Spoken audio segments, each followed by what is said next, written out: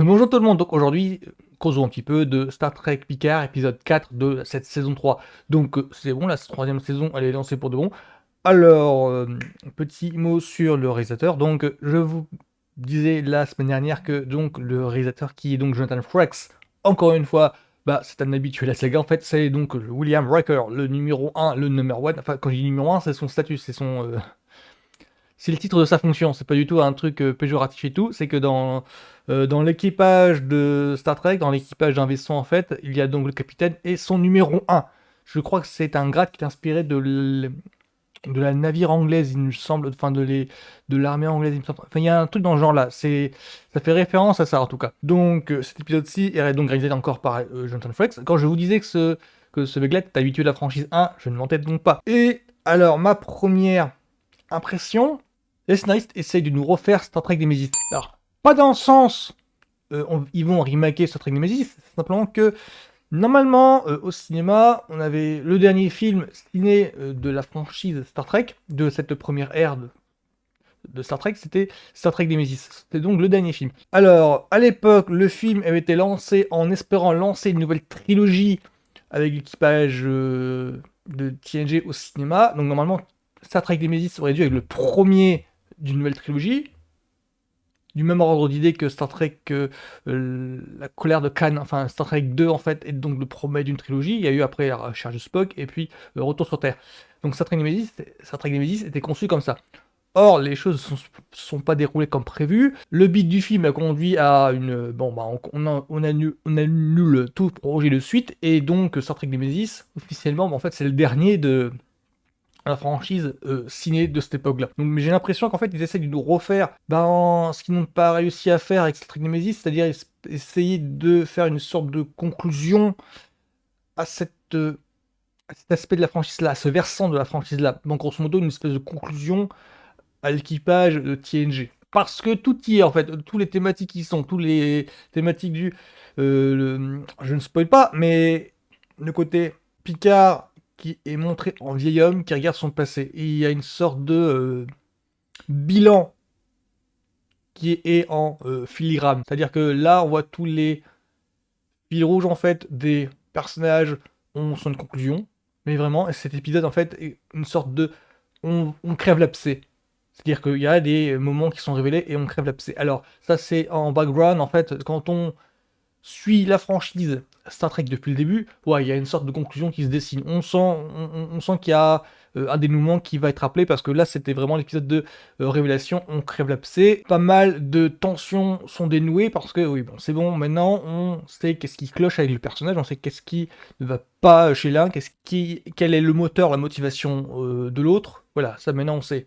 Et le souci qu'il y a, c'est que cet épisode-ci, c'est si on est nouveau, si on découvre la franchise Star Trek avec les séries actuelles, Star Trek Picard, Star Trek Discovery, Star Trek Strange New World, bah là, on n'a aucune chance de comprendre les motivations de chacun des personnages. Là, ça fait trop référence à des moments clés de TNG, Deep Space Nine et Voyager. Non mais trop référence. On ne peut pas comprendre pourquoi est-ce que tel ou tel personnage se perd dans des divagations, dans des recherches, on ne peut pas comprendre ça. On ne sait pas à quoi fait référence tel élément que tel personnage recherche. On ne sait pas à quoi fait référence telle bataille spatiale, tel événement qui s'est déroulé par exemple Farpoint. Alors les fans, oui, vont réagir tout de suite, rien qu'au mot qui est balancé, donc à ce qu'on appelle donc familièrement, couramment, du fan service. Moi, étant donné que je suis le public cible, j'ai tout de suite capté. Mais quelqu'un qui ne connaît pas, qui n'a jamais vu TNG, il s'est déroulé quoi Farpoint? C'est quoi cette bataille dont on cause là, qui aurait eu des milliers de victimes? Bah, en fait, ces événements-là ont eu lieu dans la série, sont effectivement des moments clés. Les batailles en question, bah oui, c'est ce qui a unifié TNG, ce qui a lancé en fait Deep Space Nine ensuite. Les batailles en question, oui, elles ont eu lieu dans Voyager, et oui, bah, on en cause encore maintenant, quoi. Parce que ce sont des moments clés dans l'évolution du personnage. Et ce sont donc des moments clés dans la saga Star Trek, dans la franchise Star Trek. Donc là, c'est un moment de révélation où, disons que les personnages maintenant jouent carte sur table, et ont déballé ce qu'ils avaient sur le cœur. Maintenant, j'attends de voir dans quelle direction les épisodes suivants vont tendre cette troisième fournée. Donc là, c'est très intéressant ce qui se passe, parce que là, c'est vraiment les scénaristes sont au pied du mur là. Ils se la jouaient, cet épisode-ci, fanservice, même dans l'épisode d'avant, c'est-à-dire cette joie de retrouver Beverly Crusher, c'est une joie dont on parlait encore de Diana Troy, même si on l'a déjà vu dans la saison 1, c'est une joie de retrouver la dynamique numéro 1 amiral entre Riker et Picard, par exemple. C'est une joie en tant que fan de voir ça. Mais maintenant, la question qui résiste maintenant, c'est l'intérêt de cette saison-là. En quoi elle se justifie? Alors, des déclarations de scénaristes disent que ils vont trouver un moyen de conclure la franchise. Ouais, effectivement, ça se vérifie ici. Tout est réuni pour faire une sorte de bilan et d'apporter une conclusion définitive. Effectivement, ça se réussit. Mais maintenant, là où je les attends, moi, c'est de savoir là quelle conclusion ils vont donner. Parce que là, toutes les intrigues mises sur la table, ok, je vois où c'est, maintenant, je vois où vous tendez, mais maintenant, la réponse définitive. Et ça, à mon avis, il va falloir que j'attende la fin de la saison. Donc pour l'instant, Jonathan Frakes, avec cet épisode-ci, fait de l'excellent travail. J'avais vraiment l'impression de voir du Star Trek comme à la grande époque, avec des moyens upgraded. Ça veut dire que c'est un space opéra où les personnages discutent stratégie abordée dans les contextes de bataille spatiale.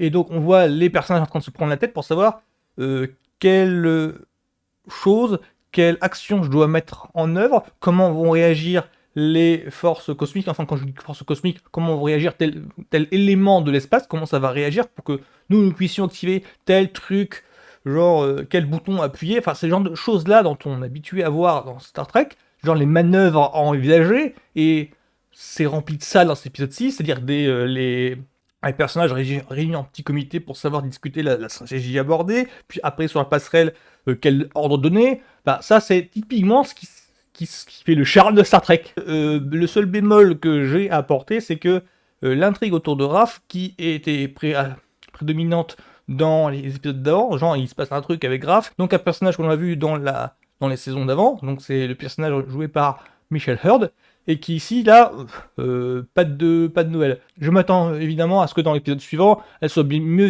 mis en valeur. Donc cet épisode-ci de Star Trek Picard, alors pour moi c'est du tout bon encore, ça confirme en fait la bonne direction de la saison.